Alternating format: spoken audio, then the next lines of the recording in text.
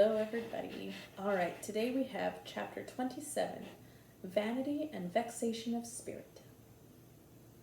Marilla, walking home one late April evening from an aid meeting, realized that the winter was over and gone with a thrill of delight that spring never fails to bring to the oldest and saddest, as well as to the youngest and merriest.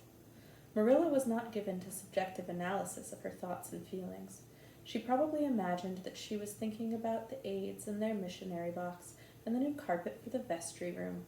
But under these reflections was a harmonious consciousness of red fields smoking into pale purply mists in the declining sun, of long, sharp-pointed fir shadows falling over the meadow beyond the brook, of still crimson-budded maples around a mirror-like wood pool, of awakening in the world and a stir of hidden pulses under the gray sod. The spring was abroad in the land, and Marilla's sober, middle-aged step was lighter and swifter because of its deep, primal gladness. Her eyes dwelt affectionately on Green Gables, peering through its network of trees and reflecting the sunlight back from its windows in several little coruscations of glory.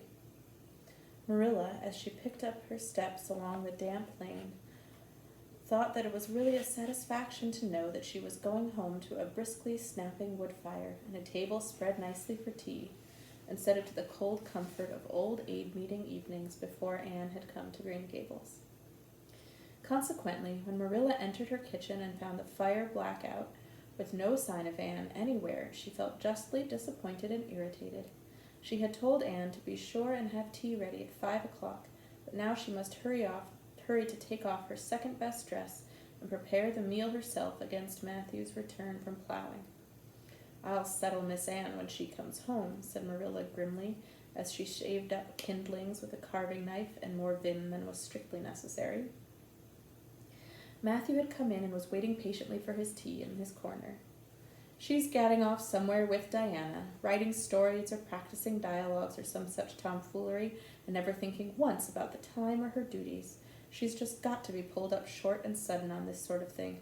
I don't care if Mrs. Allan does say she's the brightest and sweetest child she ever knew. She may be bright and sweet enough, but her head is full of nonsense, and there's never any knowing what shape it'll break out in next. Just as soon as she grows out of one thing, she takes up with another. But there! Here I'm saying the very thing I was so riled with Rachel Lynde for saying at the aid today. I was real glad when Mrs. Allan spoke up for Anne, for if she hadn't, I know I'd have said something too sharp to Rachel before everybody. Anne's got plenty of faults, goodness knows, and far be it from me to deny it, but I'm bringing her up, and not Rachel Lynde, who'd pick faults in the angel Gabriel himself if he lived in Avonlea.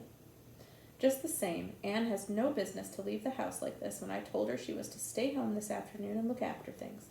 I must say, with all her faults, I never found her disobedient or untrustworthy before, and I'm real sorry to find her so now."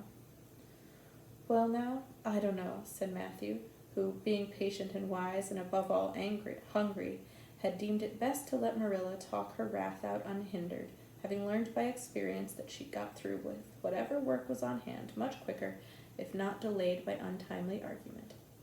"Perhaps you're judging her too hasty, Marilla. Don't call her untrustworthy until you're sure she has disobeyed you.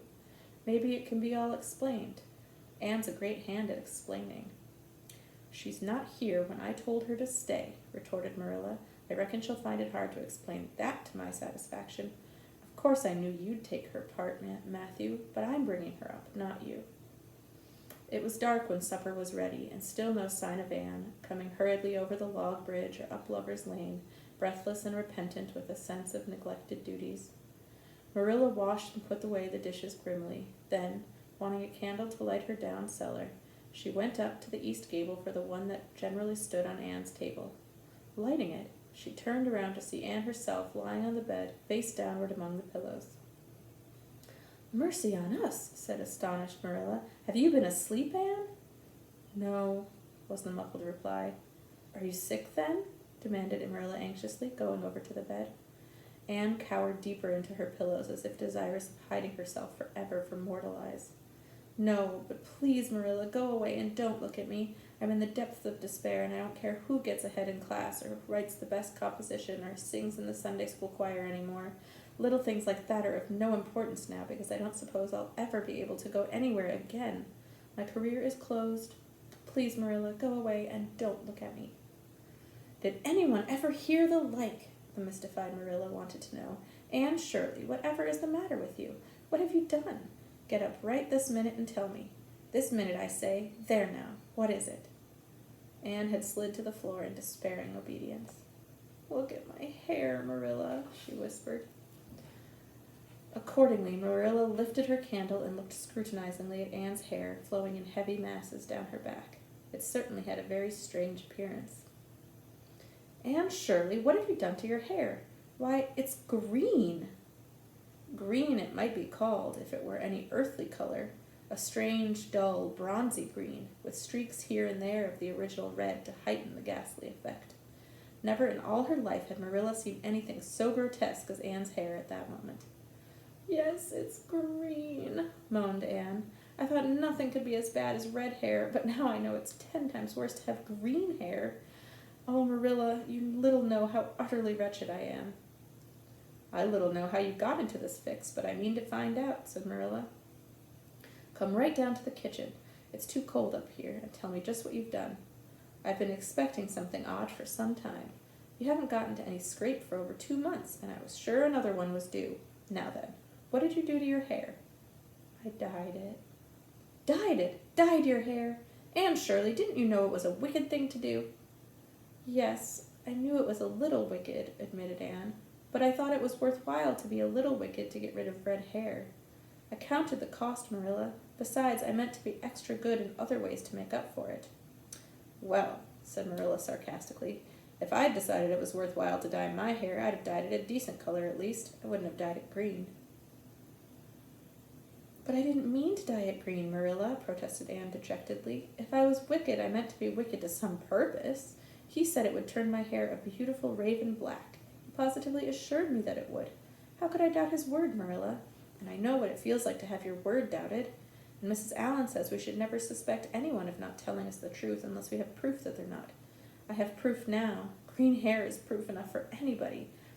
But I hadn't then, and I believed every word he said implicitly. Who said? Who are you talking about?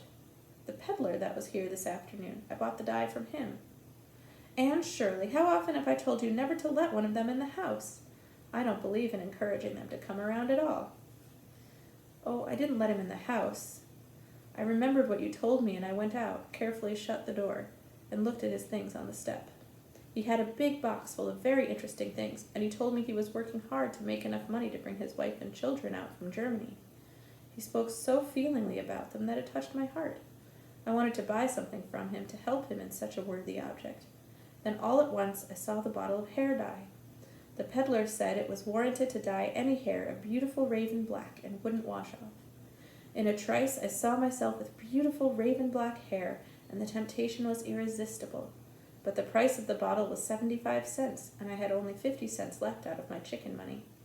I think the peddler had a very kind heart, for he said that, seeing it was me, he'd sell it for 50 cents, and that was just giving it away. So I bought it, and as soon as he had gone, I came up here and applied it with an old hairbrush as the directions said. I used up the whole bottle, and oh, Marilla, when I saw the dreadful color it turned my hair, I repented of being wicked, I can tell you, and I've been repenting ever since. Well, I hope you'll repent to good purpose, said Marilla severely, and that you've got your eyes open to where your vanity has led you, Anne. Goodness knows what's to be done. I suppose the first thing is to give your hair a good washing and see if that will do any good. Accordingly, Anne washed her hair, scrubbing it vigorously with soap and water, but for all the difference it made, she might as well have been scouring its original red. The peddler had certainly spoken the truth when he declared that the dye wouldn't wash off. However, his veracity might be impeached in other respects. Oh, Marilla, what shall I do? Questioned Anne in tears. I can never live this down.